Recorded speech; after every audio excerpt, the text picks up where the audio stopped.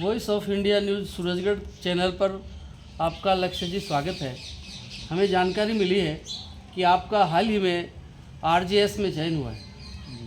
तो लक्ष्य जी, मैं आपसे ये पूछना चाहता हूँ कि आपने जब ये परीक्षा क्लियर की तो इसमें आपने ऐसा कौन सा पाठ्यक्रम अपनाया या आपने ऐसी किस ताकत के साथ अपना लक्ष्य, जैसे आपका नाम भी लक्ष्य है, आपने ये लक्ष्य निर्धारित कैसे किया, किन की प्रेरणा से किया? तो आप वॉइस ऑफ इंडिया न्यूज़ के इस चैनल पर अपनी बात रखें। मेरे को आरजेएस बनने का सपना मेरे माता पिता की प्रेरणा से मिला था।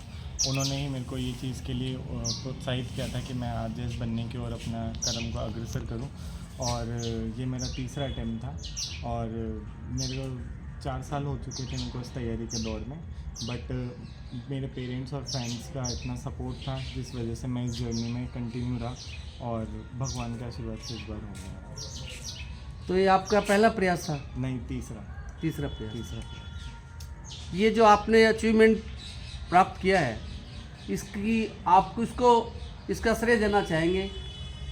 मेरे माता पिता को सबसे ज़्यादा तो, और उसके बाद मेरी बहन को भी मैं देना चाहूँगा इसका श्रेय। बिकॉज इनके सपोर्ट के बिना ये बिल्कुल भी पॉसिबल नहीं था। बिकॉज जब भी मैं फेल होता था तो चाहे खुद पे भी मेरे को विश्वास नहीं होता था, लेकिन इन तीनों को इतना विश्वास होता था कि तू बस लगा रहे और तू बन जाएगा। तो इस चीज़ के लिए मैं इन तीनों को बहुत सपोर्ट। माता पिता को आप प्रायोरिटी देना चाहेंगे, उसके बाद अपने गुरुजनों को? जी सर। तो लक्ष्य जी, आप घर में कितने प्राणी हैं?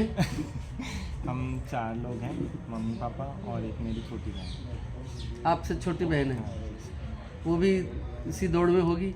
जी सर, हाँ, वो भी कॉम्पिटिटिव एग्जाम की थी। और आपके पापा जी? मेरे पापा अकाउंट्स ऑफिसर हैं, ट्रांसपोर्ट कमिश्नर।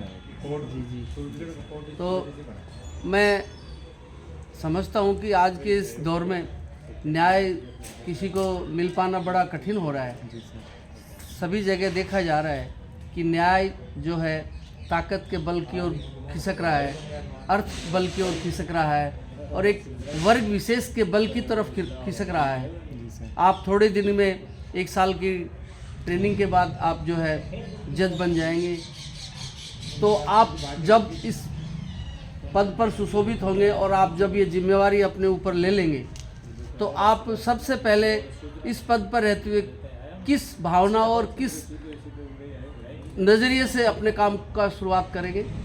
मैं सबसे पहले जो भी हमारे संविधान है उसको मद्देनज़र रखते हुए मेरे सारे काम करूँगा और जो भी लॉ कहता है उसके अंदर ही मेरे लिए सबसे बड़ी चीज़ जो मैं आरजेएस में भी लगा हुआ था वो यही था कि कोई भी जब कोई असहाय व्यक्ति कोर्ट आता है तो वो इसी आस से आता है कि अगर उसको कहीं भी न्याय नहीं मिलता तो वो कोर्ट की गुहार इसलिए लगाता है ताकि उसको न्याय मिले। और मैं यही कोशिश करूँगा कि जब मेरी कोर्ट में कोई भी मामला है तो मैं उसमें संपूर्ण न्याय कर सकूँ, जिससे लोगों का विश्वास न्याय के मंदिर में बना है।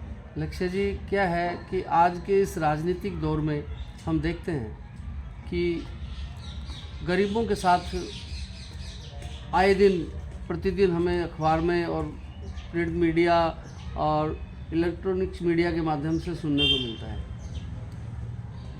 तो क्या जब आप अपना पद ग्रहण करेंगे और उस पद पर बैठेंगे, आपके सामने पक्ष विपक्ष सामने होगा, आप किस आधार पे उनका आंकलन करेंगे कि ये सही है और ये गलत है? जिस प्रकार हमारे संविधान में भी ये चीज़ दे रखी है कि सब व्यक्ति विधि के नज़रों में सब एक समान है, उसी के सिद्धांत को मैं अपने मद्देनज़र में रखूँगा। और जो भी मेरे सामने हर केस की जो भी अलग फैक्ट सर्कमस्टांस होते हैं, दोनों पक्षों को पूरी तरीके से सुनूंगा ताकि किसी भी एक पक्ष को यूँ नहीं लगे कि मैंने उनको अच्छे तरीके से नहीं सुना है। दोनों पक्षों को ढंग से सुनने के बाद ही मैं निर्णय कर चुका। बहुत बहुत धन्यवाद लक्ष्य जी चावला, आपने वॉइस ऑफ इंडिया न्यूज़ पर अपने विचार रखे और हम आशा और अपेक्षा रखते हैं कि आप न्याय के मंदिर में बैठकर और न्याय करेंगे। जी सर, धन्यवाद। Thank you sir. बहुत बहुत शुभकामनाएं।